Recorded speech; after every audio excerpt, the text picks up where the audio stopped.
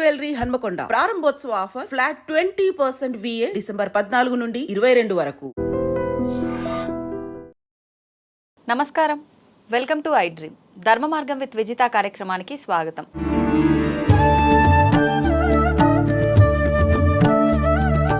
ప్రస్తుతం మనతో పాటు ఉన్నారు ప్రముఖ ఆధ్యాత్మికవేత్త సుభాష్ శర్మ గారు. ఇప్పుడు వారితో మాట్లాడి మరిన్ని విషయాలు తెలుసుకుందాం. నమస్కారం గురుగారు. శ్రీమాత్రే నమః.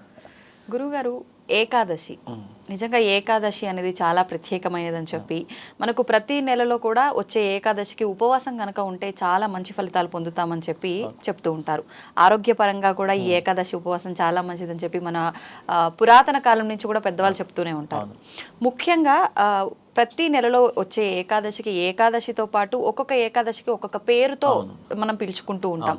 అంటే దానికి సంబంధించి ఏమైనా విశిష్టత ఉంటుందా గురుగారు అలా చేయడానికి? అందులో ఇప్పుడు ఇది మార్గశీర మాసము ప్లస్ విష్ణువుని ఆరాధించే వాళ్ళు ఎక్కువగా ధనుర్మాస పూజలు కూడా చేస్తుంటారు. మరి ఈ ఏకాదశికి ప్రత్యేకత ఏమైనా ఉందా? ఎటువంటి విధి విధానాలు ఆచరించాలి? ప్రేక్షకులందరికీ శ్రీమాత్రే నమః. శ్రీ గురుభ్యో నమః. ఓం జ్ఞానినాంనపి చేతాంసి దేవి భగవతి హిసా బలాయ కృష్ణమోహాయ మహామాయ ప్రయశ్చతి. మనకు ప్రతి నెలలో 2 ఏకాదశులు వస్తాయి. కృష్ణపక్షం తర్వాత శుక్లపక్షం తర్వాత వచ్చేటటువంటి ఏకాదశులు. అంటే సంవత్సరానికి 24 ఏకాదశులు వస్తాయి మనకు. అయితే ఈ మార్గశిర మాసంలో ధనుర్మాసంలో వచ్చే ఏకాదశి పేరు ఉత్పత్తి ఏకాదశి అని దీనికి పేరు. అయితే ఉత్పత్తి ఏకాదశి అంటే గనక దీనికి అర్థం ఏంటి అంటే మన వంశాన్ని ఉద్ధరింపజేసుకునేటటువంటిది అని అర్థము. అలాగే మన పితృదేవతలకు శాంతిని చేకూర్చేటటువంటి సమయము అని అర్థము. అలాగే విష్ణుమూర్తికి చాలా ప్రీతికరమైనటువంటిది. ఉపవాస దీక్షతో పాటు మనము మన యొక్క కర్మలను తొలగించుకునేటటువంటి ఏకాదశిగా కూడా ఈ యొక్క ఉత్పత్తి ఏకాదశిని పిలుచుకుంటాము. అయితే ఈ ధనుర్మాసంలో వచ్చే ఈ ఏకాదశి చాలా పరమ పవిత్రమైనదిగాను, అలాగే స్వాతి నక్షత్రంతో కూడుకొని వచ్చింది కాబట్టి ఇది అత్యంతమైనటువంటి విష్ణు ఆరాధనకు చాలా అనుకూలమైనటువంటి సమయంగా మనకు సనాతన ధర్మం తెలియజేయడం జరిగింది. అయితే ఇక్కడ ఉత్పత్తి ఏకాదశి అంటే గనక ఎవరి జీవితంలోనైతే సంతాన భాగ్యం లేదో సంతానాన్ని ఉత్పత్తి చేసుకోవడానికి, అలాగే తమ వంశ అభివృద్ధిని పెంచుకోవడానికి ఈ ఉత్పత్తి ఏకాదశి చాలా ఉపయోగపడేటటువంటి అవకాశం. అయితే దీనికి శాస్త్రం నందు ఒక వ్రతాన్ని కూడా చెప్పడం జరిగింది. సంతాన వ్రతం అని చెప్పేసి కొంతమంది చాలా మంది చేస్తారు. సంతానం లేనటువంటి వారు, మగ సంతానం అంటే ఒక కుటుంబంలో అందరూ ఆడ సంతానం అయి ఉండి మగ సంతానం లేనటువంటి వారు ఈ ఉత్పత్తి ఏకాదశి రోజున సంతాన వ్రతం అని చెప్పేసి ఒకటి ఉంటుంది. ఈ ఒక్క రోజు మాత్రమే ఈ మార్గశిర మాసంలో వచ్చేటటువంటి మాసంలో ఈ ఉత్పత్తి ఏకాదశి చాలా ప్రత్యేకమైనట్టు. ఒక్కొక్క తిథికి ఒక్కొక్క ప్రాధాన్యత ఉంటుంది. అలాగే ఈ ఉత్పత్తి ఏకాదశిని వంశ అభివృద్ధి చేసుకోవడానికి సంతాన వ్రతం అని చెప్పేసి ఉంటుంది. ఆ వ్రతాన్ని ఆచరించడం ఇదిగో ఈ రోజున చేయాలి.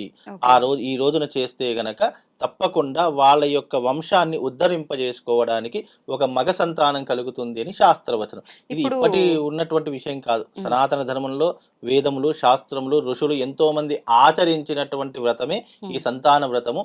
అది కూడా ఆచరించినటువంటి రోజు ఏంటి? మార్గశిర మాసంలో ఈ ఉత్పత్తి ఏకాదశి. అంటే అందుకే దీనికి ఉత్పత్తి ఏకాదశి అని పేరు వచ్చింది. అంటే ఉత్పత్తి అంటే అర్థం ఏంటి? జీవన వృద్ధిని పెంచుకునేటటువంటి విధానము, వంశ అభివృద్ధిని ఉత్పత్తి చేసుకునేటటువంటి విధానము అని చెప్పేసి దీనికి పేరు. అందుకే దీనికి ఉత్పత్తి ఏకాదశి అని పేరు రావడం జరిగిందమ్మా. అంటే ఇప్పుడు ఓన్లీ సంతానం కావాల్సిన వాళ్ళు ఒక్కటే చెయ్యొచ్చా, లేదంటే పిల్లల భవిష్యత్తు బాగుండి వాళ్ళు వృద్ధిలోకి రావాలి అనుకునే వాళ్ళు కూడా అలాంటి విధానాలు కూడా దీంట్లో చేసుకోవచ్చు. సంతానం లేనటువంటి వారు సంతాన వ్రతము, అలాగే సంతానం ఉండి జీవితంలో భవిష్యత్తులో వృద్ధిలోకి రావడానికి కూడా ఇది చాలా తోడ్పడుతుంది. ఒక ఏకాదశి, ఉత్పత్తి ఏకాదశి అంటే ఒకదానికే పరిమితమైనటువంటిది కాదు. ఈ ఉత్పత్తి ఏకాదశి రోజున అనేక రకములైనటువంటి కార్యక్రమాలు మనం చేసుకోవచ్చు. సంతాన వృద్ధి చేసుకోవచ్చు. సంతానం ఉన్నటువంటి వాళ్ళు పిల్లల భవిష్యత్తు కొరకు మంచి భవిష్యత్తు ఏర్పడాలి, జీవితంలో ప్రయోజకులు కావాలి, అభివృద్ధిలోకి రావాలి అని అనుకున్నప్పుడు ఈ ఏకాదశిని ఉపయోగించుకోవచ్చు. అలాగే విద్య, ఉద్యోగం, ఆరోగ్యం ఇలాంటివి కావాలనుకున్నా కూడా ఈ ఏకాదశిని ఉపయోగించు. ఒకదానికి మన శాస్త్రంలో ఒకటి పండగ వచ్చింది లేదా ఒక ప్రత్యేకమైనటువంటి తిథి వచ్చింది అనుకున్నప్పుడు అది ఒకదానికే పరిమితమై ఉండదు. అది అనేక కోణాల వైపు పరిమితం చేస్తూ ఉంటుంది. అందులోనూ ఈ ఉత్పత్తి ఏకాదశి కూడా అదే కోవకు చెందినటువంటిది.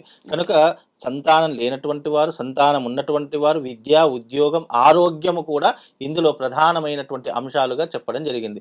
ఈ చాలామంది ఏకాదశి అంటే ఉపవాస దీక్ష ప్రత్యేకంగా చేయాలి, ఉపవాస దీక్షను చేయడం వల్ల మనకు పుణ్యముతో పాటు పురుషార్థము, ఆరోగ్య ప్రాప్తి కూడా కలుగుతుంది అనేటటువంటి విషయాలు మనకు సనాతన ధర్మంలో తెలియజేయడం జరిగింది.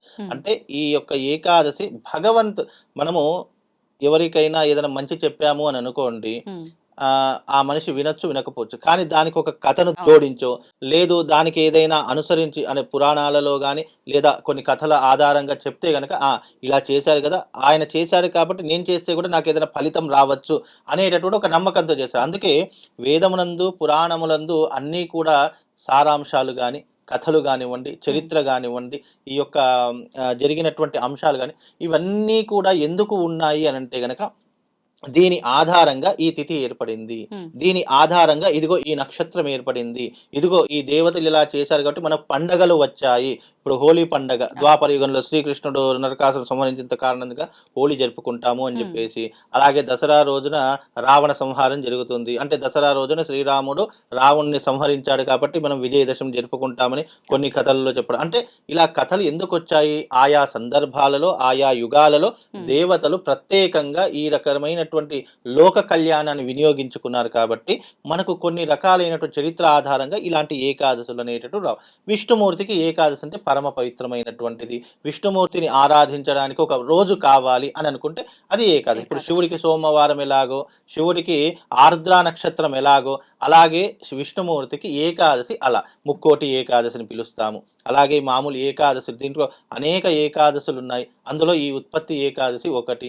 ఇది జీవితాన్ని ఉద్ధరింపజేసుకోవడానికి, అభివృద్ధిలోకి రావడానికి. ఉత్పత్తి ఏకాదశి రోజు ఏం చేయాలి అంటే గంగా స్నానం ఆచరించాలి, అలాగే విష్ణుమూర్తిని ఆరాధన చేయాలి, 108 తులసీ దళముతో విష్ణుమూర్తిని అర్చించాలి.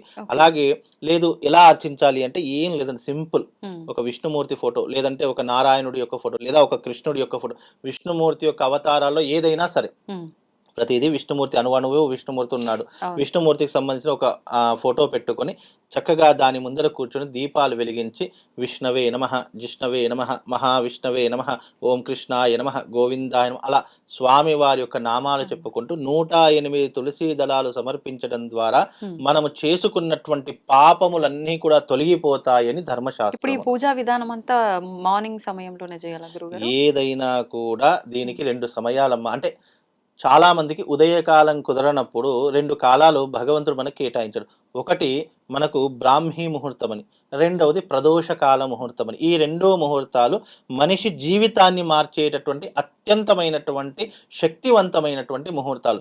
బ్రాహ్మీ ముహూర్తానికి అంటూ ముట్టు దోషం ఏమీ తగలదు. అలాగే మనకు ప్రదోషకాల ముహూర్తము, దీనికి కూడా అంటూ ముట్టు దోషం ఏమీ ఉండదు. ఈ 2 ముహూర్తాలు సర్వదోష నివారణి. మనకు సర్వరోగ నివారణ ఎలాగుంటుందో అలాగే ఈ 2 ముహూర్తాలు కూడా సర్వదోష నివారణ. ఎన్ని దోషములున్నా, ఎన్ని రకాలైనటువంటి ఇబ్బందులున్నా అన్నిటినీ తీర్చేటటువంటి ముహూర్తాలు ఈ 2 ముహూర్తాలు. ఇప్పుడు ఉపవాసం ఉండమన్నారు కదా. అవునండి. ఉపవాసం అంటే నైట్ తినొచ్చా పూజ అదంతా అయిపోయినాక మరుసటి రోజు? అయితే ఇక్కడ ఉపవాస దీక్ష అంటే అర్థం ఏంటంటే ఈ రోజున సూర్యోదయం అయింది, ఈ రోజున తిథి ప్రారంభం అయ్యింది అంటే తెల్లవారుజామున సూర్యోదయం అయ్యేంత వరకు ఆ తిథితో పాటు ఆ ఉపవాస దీక్ష కూడా అలాగే ఉండాలి.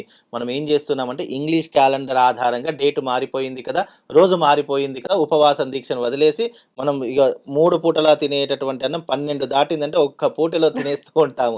ఇవి చాలా మంది ఆచరిస్తున్నారు. నిజంగా అది ఉపవాస దీక్ష అనేటటువంటిది కాదు. ఎప్పుడైతే మన దేశకాలమాన ప్రకారం సూర్యోదయం అయ్యింది, తిథి ప్రారంభమైంది, మళ్ళీ తెల్లవారుజామున సూర్యోదయం అయిందంటే అప్పుడు ఆ ఉపవాస దీక్ష పూర్తిగా ముగిసినట్టుగా ఆధారం. లేదు ఈ రోజున అయిపోయింది కదా, రాత్రి 12 అయిపోయింది కదా, డేట్ చేంజ్ అయిపోయింది కదా అని చెప్పి నేను ఇక పొద్దునంతా తినేది మధ్యాహ్నం అంతా ఒకే పూట తిన్నాను అనుకోండి, దాన్ని ఉపవాస దీక్ష అన్నారు. ఎప్పటికీ కూడా అది ఉపవాస దీక్ష అనిపించుకోదు. అలా చేసినా కూడా ఫలితం అనేటటువంటిది శూన్యం, ఏమీ రాదు. కాబట్టి ఉపవాస దీక్ష అనేటటువంటిది ఎప్పుడైనా కూడా ఆ రకంగానే చేయాలి. అలా చేస్తే పుణ్యము పురుషార్థంతో పాటు భగవంతుని యొక్క సంపూర్ణమైనటువంటి అనుగ్రహం కలుగుతుందమ్మా. ధన్యవాదాలు గురుగారు. శ్రీమాత్రే.